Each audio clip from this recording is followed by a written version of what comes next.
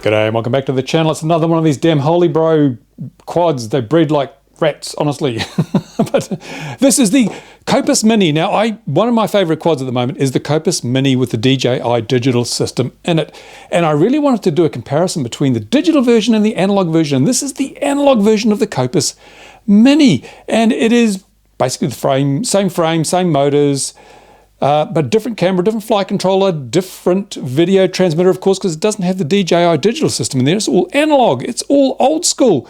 And so I was keen to get into this, and I got this, and I basically set it up and put a battery in and went to fly it, and it was crap. Absolutely, totally crap. The worst thing I've ever flown. I thought, what's going on here? Why is this such a crappy quad when the digital version is so damn sweet?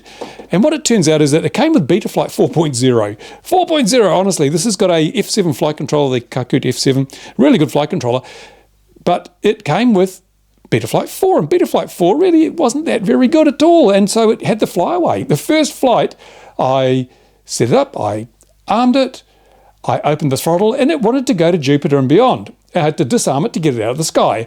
I'm thinking, what on earth? Surely it can't come in such a seriously bad state of tune, but it did. And I tried messing around with the PIDs and the filtering and the chink. Nah, it wasn't working.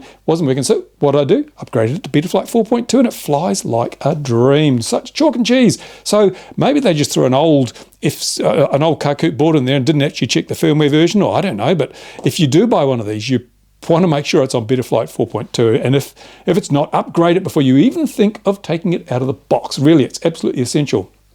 So all the things I said about the digital version in terms of the motors and the frame and everything apply to this. They're grunty little motors. Those little motors, T-motors, they are just so powerful. They're fantastic. The frame is rigid. It's well laid out. I've got no problems with it. My complaint about this is the same as the complaint about the other one. They only give you one set of propellers. Seriously, folks, one set of propellers. Now you might think, oh, they're polycarb, they're pretty tough, aren't they? Well, no, look.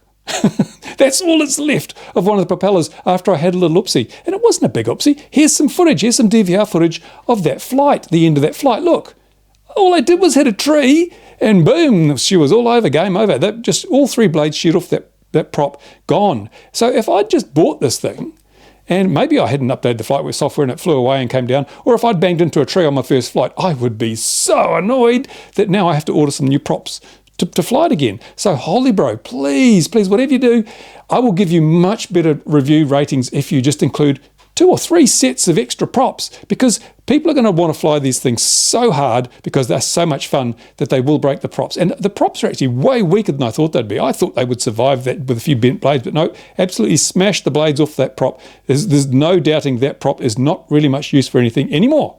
So yeah, HolyBro, please, I beg you, I implore you, please.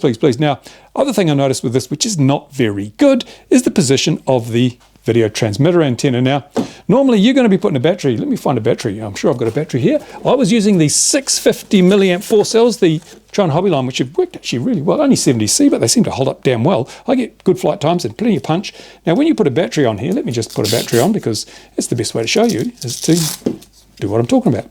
Put a battery on, and even though this battery is not charged, it won't make any difference because for the purposes of the demo, you will see what I'm talking about. Here we go. Here's the quad. Now, there you go, you're flying around, you're flying away, it's all good. Turn around to come back. Can you see that transmitter antenna, the video transmitter? You can't. So the battery and the frame is going to block the signal heading forward. So you'll fly away happy as anything, signal's beaming out the back, turn around, and you've got all this stuff here blocking the signal. Your video will go snowy as hell, and you may have trouble getting back. It's a small thing, and obviously they put it there to keep it out of the way. It's got a TPU 3D printed mount, so it's not going to get bent or broken. There's a little thing for the wires to run for the battery, but even then, see, this is also close to the antenna. It's compromising the performance of the antenna. You shouldn't have any conductive material within really a wavelength or two of the antenna, and that's or at least half a wavelength, and half a wavelength is what, about 24 millimeters or something, I don't know. But this is all way too close to the antenna. It's ruining the radiation pattern of the antenna, which is already compromised enough by the fact you've got all this stuff in front of it. So I'd say, HolyBro, see if you can come up with a better idea than that. That's, if you're flying close proximity, you've got some 500 milliwatts, you're not going to have a problem. But if you want to fly a bit further afield, if you want to do some and get behind some trees where you're starting to lose a bit of signal, the efficiency of that antenna is very, very important. So I don't know what you do, but you need to come up with a better solution than that, because this is just such a fun little quad. You're going to want to fly it all the time. And yeah, so as I say, once I put Betaflight 4.2 on there, totally different machine. It just flies like the digital, but it's analog. And as I've said in a video on my XT channel, I'm a 50-50 guy. I'm not partisan. I don't, some people are aligned with digital. Oh, I've got to be digital. Digital's so good and clear and fantastic. It's brilliant. And other people say, oh, I wouldn't touch digital with a barge pole. DJI want to, steal my babies, and analog is cheaper and it's better. It's all I can afford. And I say, I don't care. I fly whatever flies best. And I'm happy with whatever I'm flying at the time. I have so much fun with analog. It is just so much fun. I have so much fun with digital. It is so much fun. Doesn't matter. Doesn't matter. If you can't afford digital, go analog. This is a really kick-ass little quad. If only there were more props in the box. It's hard to fault. It is hard to fault. Why would you go digital? Well, because if you want to get, the only downside of this is it's got a really nice little camera there. I think it's a Phoenix. It's really good picture, excellent quality from that camera.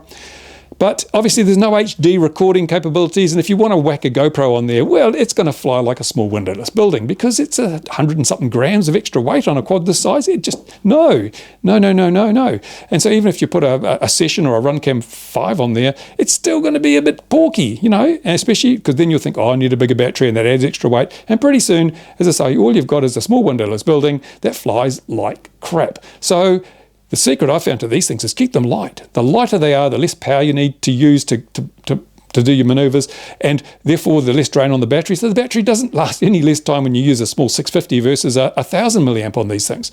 So yeah, that's what I'd say. But this quad, I like it. I love it every bit as much as the digital one, and I'll probably be flying it every bit as much as the digital one, because I just like the 50-50 blend. So HolyBro, excellent job, good spec equipment. I mean, everything is top spec in there, and aside from the fact that you use a crap version of Betaflight and you only give us one set of props and the video transmitter antenna is in the wrong place, I have very little to complain about with this quad. And I'd say definitely if you're sticking with analog and you're looking for a small, what is this? I don't know, what are these 3-inch props? If you're looking for a small 3-inch quad that you can have a blast with, there it is.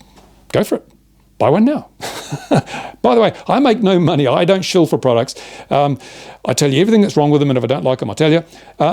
There's no affiliate link in the description of this video. There is a link to the HolyBro site, but it's not a unique link. There's no affiliate codes or anything. I don't make a bean. I don't care if you buy this or you don't, but I think if you buy it, you will be very happy like I am. There you go.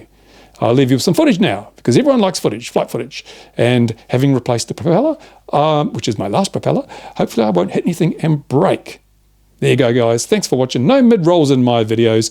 Thank you to my Patreon supporters. They make that all possible. And comments, questions to the bit down there that YouTube so carefully provides for your benefit. And I'll do my best to answer the questions. Thanks for watching. Bye for now.